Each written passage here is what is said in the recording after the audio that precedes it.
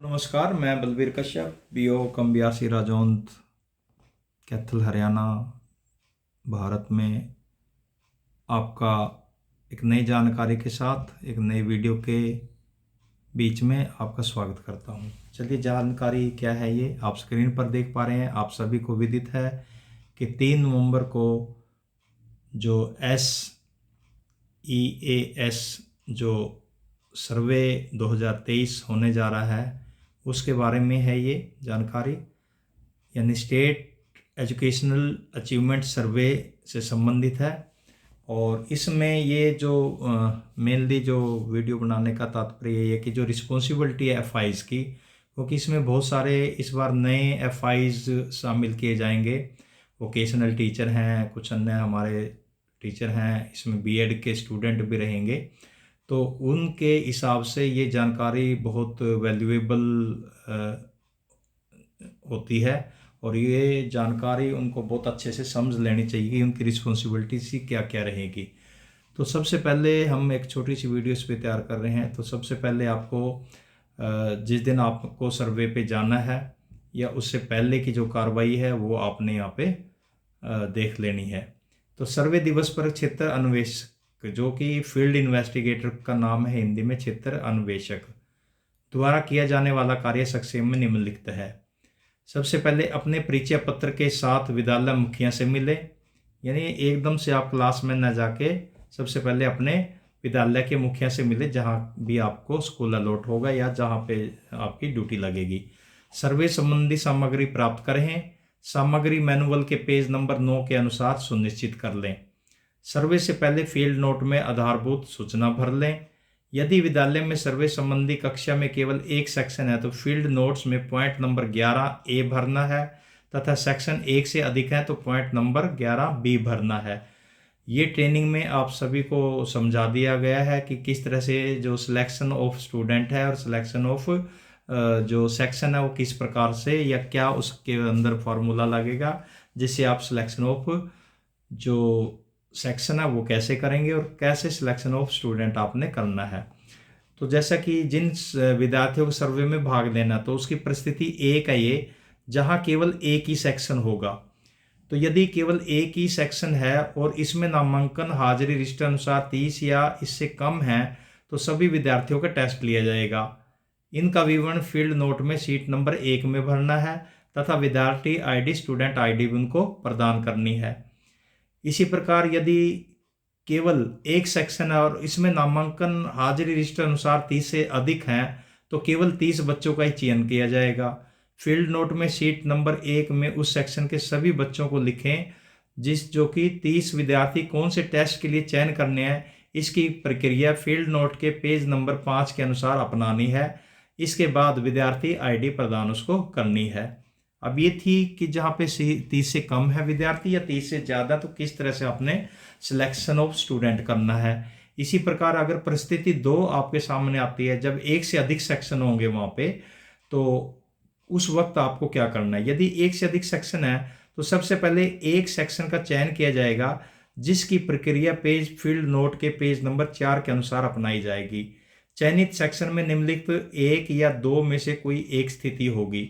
अब 2 स्थिति आपके सामने है। नंबर 1 स्थिति क्या रहेगी, यदि चयनित सेक्शन में नामांकन हाजिरी रजिस्टर अनुसार 30 या इससे कम है तो सभी विद्यार्थियों का टेस्ट लिया जाएगा।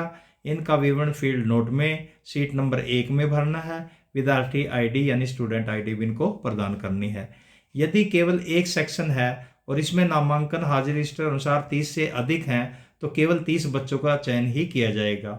फील्ड नोट्स में सीट नंबर 1 में उस सेक्शन के सभी बच्चों को लिखें। 30 विद्यार्थी कौन से टेस्ट के लिए चयन करने हैं, इसकी प्रक्रिया फील्ड नोट के पेज नंबर 5 के अनुसार अपनानी है। इसके बाद विद्यार्थी ID यानी स्टूडेंट ID उसको प्रदान करनी है। अब आगे जो है क्या करना है आपने, अब आप बच्चों को उनकी ID, स्टूडेंट ID के अनुसार बैठाएं। प्लान पेज 22 पर दिया गया है, उसको अच्छे से पढ़ लें, आप बार बार उसका रिवीजन कर लें ताकि मन में आपके अच्छे से वो बात बैठ जाए कि आपको करना क्या है। टेस्ट OMR शीट के सेक्शन A को भरवाएं। बच्चों को OMR शीट प्रयोग करने के बारे में बताएं। सुनिश्चित कर लें कि सभी सूचनाएं विद्यार्थियों द्वारा ठीक से भरी गई हैं। नेक्स्ट पॉइंट है इसका, टेस्ट बुकलेट प्लान अनुसार पेज नंबर 22 पर दिया गया है, वितरित करें और टेस्ट शुरू करवाएं। समय अनुसार टेस्ट पूरा करने या होने के उपरांत विद्यार्थी आईडी अनुसार OMR सीट लगाएं। सुनिश्चित कर लें कि कोई भी सूचना रिक्त न रहे। यदि सर्वे में कक्षा 3 है तो टेस्ट OMR क्षेत्र अन्वेषक FI द्वारा भरी जाएगी, ये याद रखें। इसके बाद PQ का कार्य आरंभ करें, यानी कि प्यूपल क्वेश्चनायर है उसकी कार्रवाई आपने करनी है। विद्यार्थियों को PQ तथा इसकी OMR सीट दें। ध्यान रहे कि इसमें विद्यार्थी अपनी ID ही भरें, रोल नंबर नहीं। ये विशेष ध्यान रखने वाली बातें हैं। जब आप PQ से एक एक प्रश्न पढ़ें, बच्चों को अपना उत्तर करने को कहें तथा साथ ही OMR सीट में संबंधित गोले को पूरा भरने के लिए कहें। यदि सर्वे में कक्षा 3 है तो PQ OMR क्षेत्र अन्वेषक FI द्वारा ही भरी जाएगी, क्योंकि छोटे बच्चे हैं तो वो शायद उस OMR सीट को ठीक से न भर पाए, गलती कर पाते हैं वहाँ पे। कार्य पूरा होने पर सभी बच्चों से PQ है उसकी OMR PQ OMR एकत्रित करके इकट्ठी कर लेनी है। विद्यार्थी ID अनुसार लगा लें तथा सुनिश्चित कर लें कि विद्यार्थियों द्वारा सभी सूचनाएं भरी गई हों।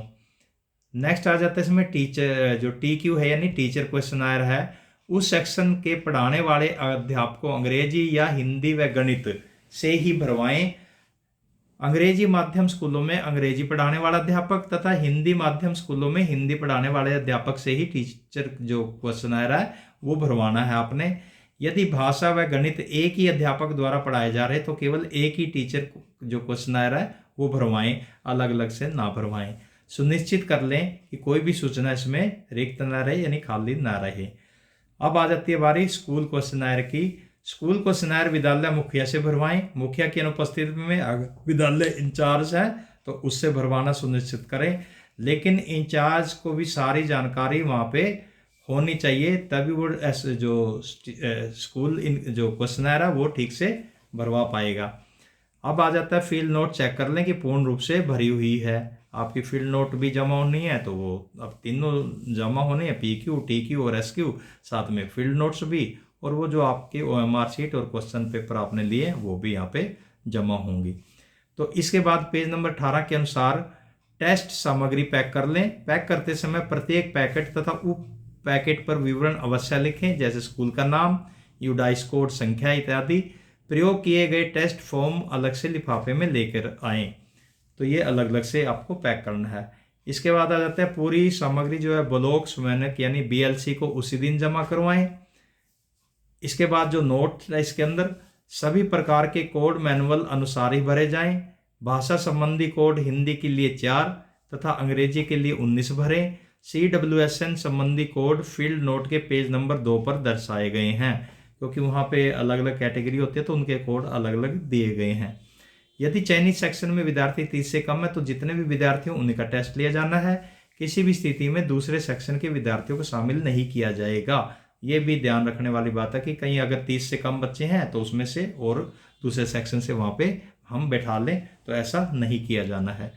यदि किसी विद्यालय में एक से अधिक माध्यम के विद्यार्थी मिलते हैं तो केवल उसी माध्यम के विद्यार्थी सर्वे में शामिल करने हैं जिस माध्यम के प्रश्न पत्र आपको दिए गए हैं।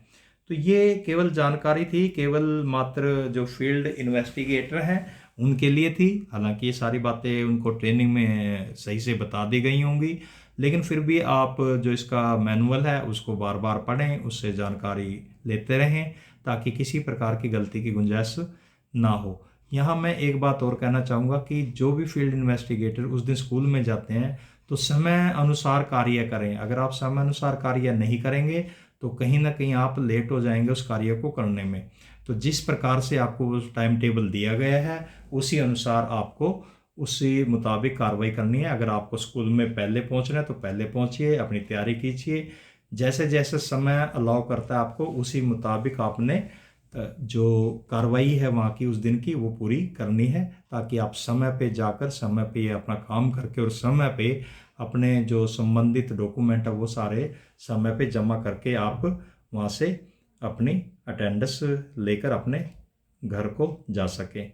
तो जानकारी अच्छी रही या नहीं रही कमेंट में भी लिख सकते हो आप, और अच्छी लगे तो शेयर भी कर सकते हो। Thank you very much.